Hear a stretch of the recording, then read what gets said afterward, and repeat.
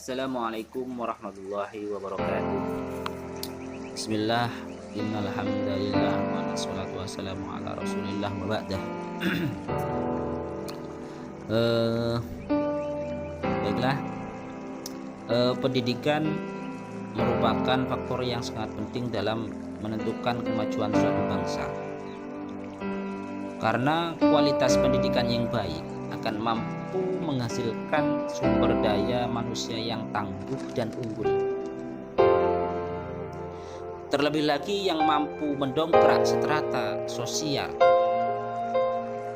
finansial. Di antaranya adalah pendidikan. Di dalam dunia pendidikan, peran seorang guru sangatlah penting. Terlebih lagi, seorang guru harus bisa memberi motivasi kepada murid-muridnya.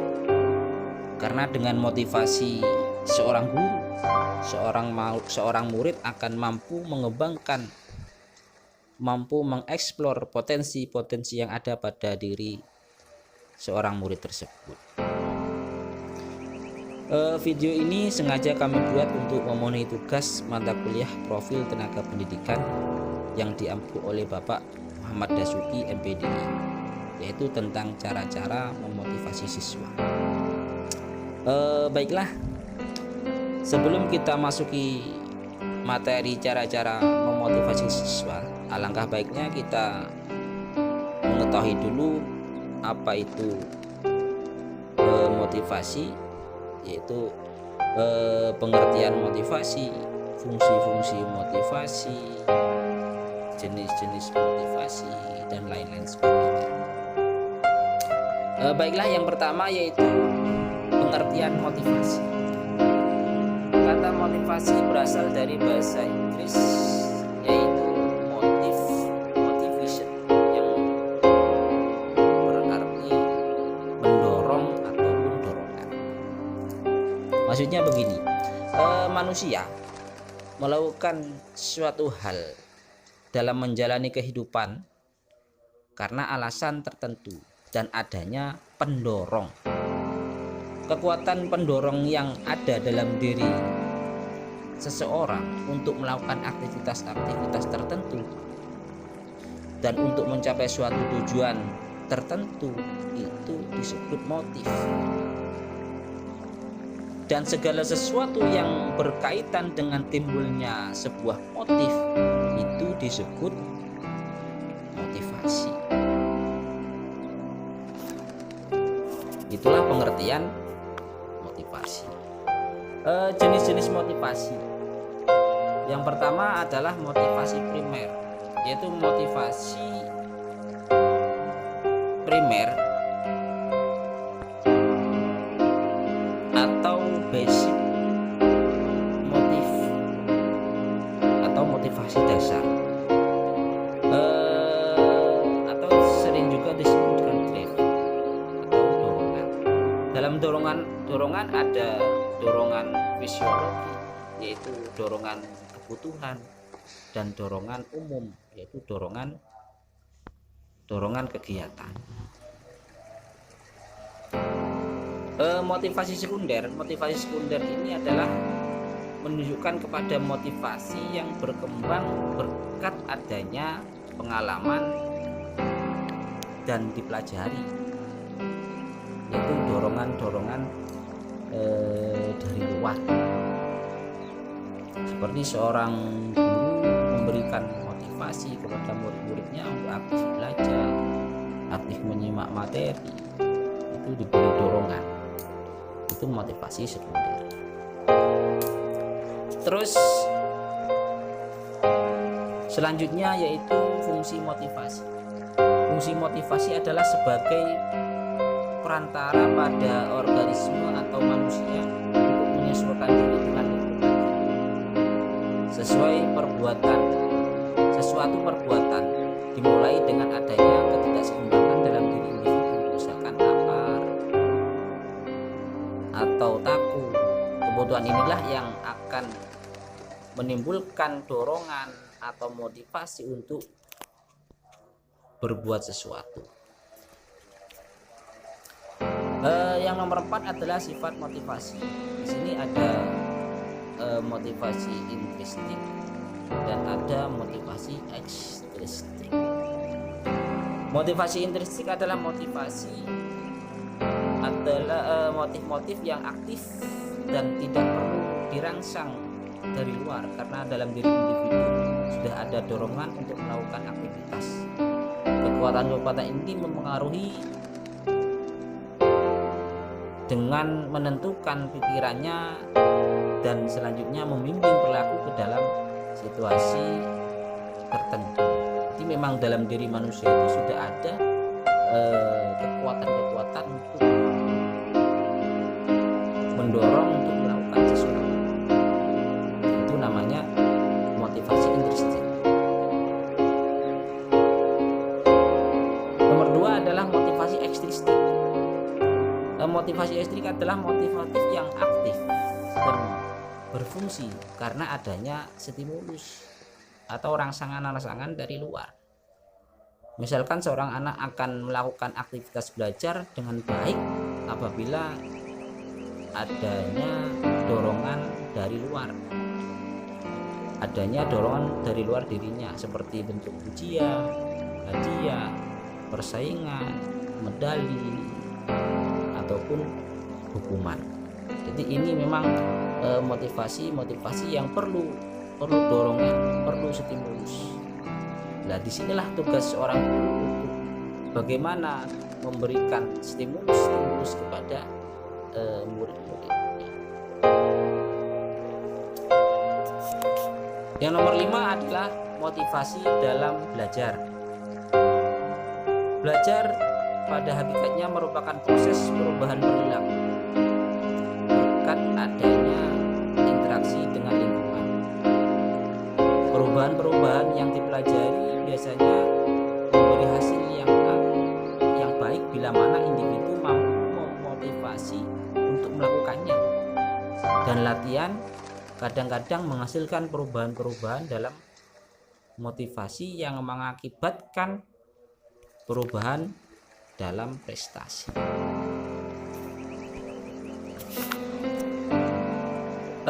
Tiga fungsi pokok motivasi. Yang pertama adalah menggerakkan. Menggerakkan berarti menimbulkan kekuatan pada individu.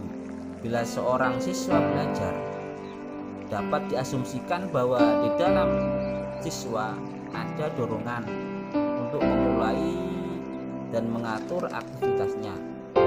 Minat, sikap, dan kehendak semuanya tergantung pada individu. Bagaimana individu itu menggerakkan kegiatan tersebut. Yang nomor 2 yaitu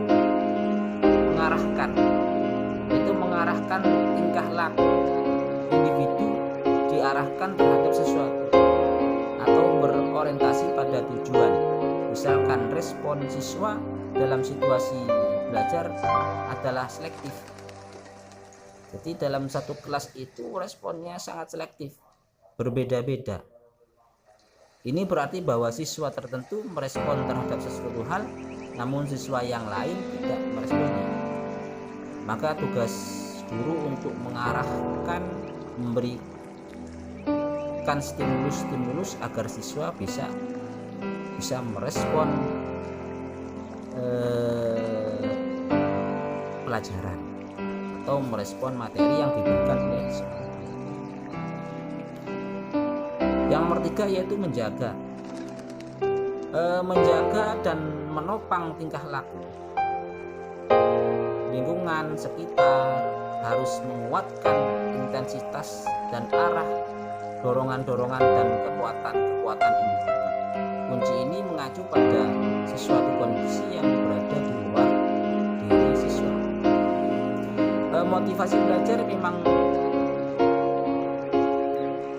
memegang peranan penting dalam keberhasilan belajar siswa. Biarpun pada dasarnya keberhasilan belajar siswa terletak di tangan siswa itu sendiri.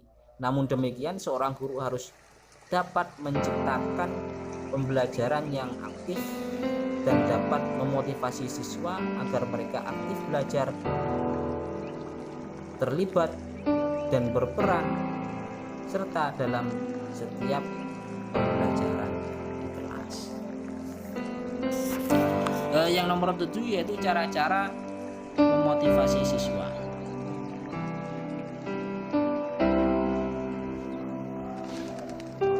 Pertama, ciptakan suasana kelas yang menyenangkan. Suasana kelas yang menyenangkan dapat menimbulkan minat belajar lebih baik.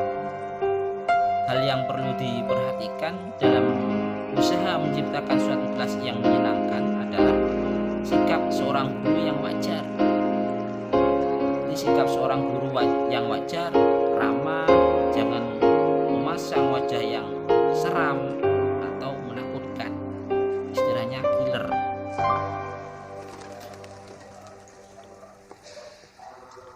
Yang nomor 2, kegiatan pembelajaran yang bervariasi. Nah, ini untuk menghindari rasa bosan belajar dari siswa. Bentuk kegiatan pembelajaran yang bervariasi. Guru harus mampu menciptakan bentuk pembelajaran yang bervariasi, tidak monoton sepanjang hari. Misalnya guru dapat mengatur kelas, kapan waktunya tugas untuk individu ataupun tugas untuk kelompok kecil.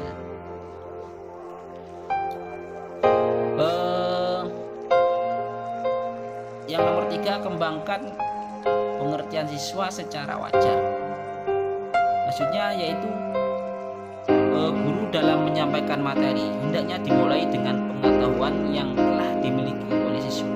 Jadi modelnya itu menggiring siswa untuk dalam menerima materi-materi, menggiring siswa dimulai dari pengetahuan yang diketahui oleh siswa. Selanjutnya guru dapat mengaitkan dengan pengetahuan yang diberikan, sehingga dengan mudah pengetahuan tersebut dapat diserap oleh struktur kognitifnya untuk menjadi miliknya. Ini bisa cepat memberikan pemahaman tentang materi tersebut. Jadi menggiring.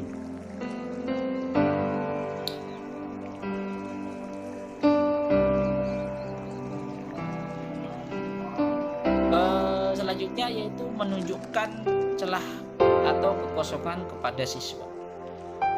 Biasanya siswa mempunyai keinginan untuk melengkapi pengetahuannya mengenai satu topik tertentu. Cara memotivasi ini ditempuh dengan cara menyadarkan siswa tentang adanya celah dalam pengetahuannya. Siswa dapat memperjelas apa yang hendak dipelajarinya lebih lanjut.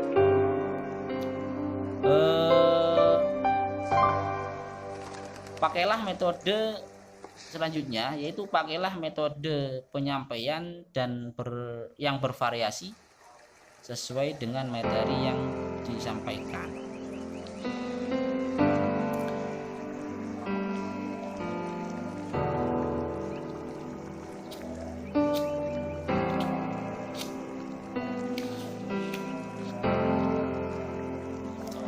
Selanjutnya yaitu memberikan komentar setiap hasil yang dicapai.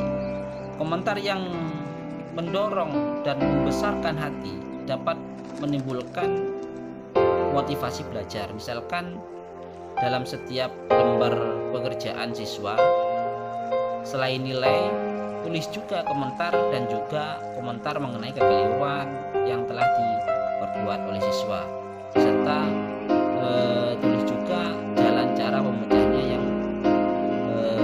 pemecahannya untuk kebutuhan lembar kerja siswa tersebut. Berikan rasa puas terhadap siswa sehingga ia berusaha mencapai keberhasilan lebih lanjut.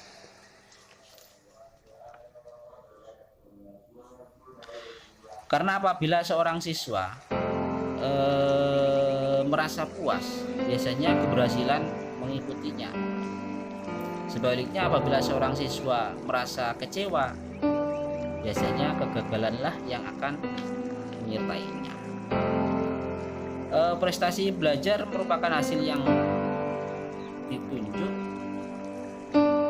oleh seorang siswa, dan prestasi tersebut dipengaruhi oleh motivasi sebagai sesuatu yang menentukan tingkatan kegiatan, intensitas, konsistensi, serta arah umum dari tingkah laku manusia. Itulah sedikit penjabaran tentang cara-cara memotivasi siswa. Baiklah, apabila ada kata-kata yang kurang jelas, ada kesalahan, kami mohon maaf yang sebesar-besarnya. Wa akhiran, wassalamualaikum warahmatullahi wabarakatuh.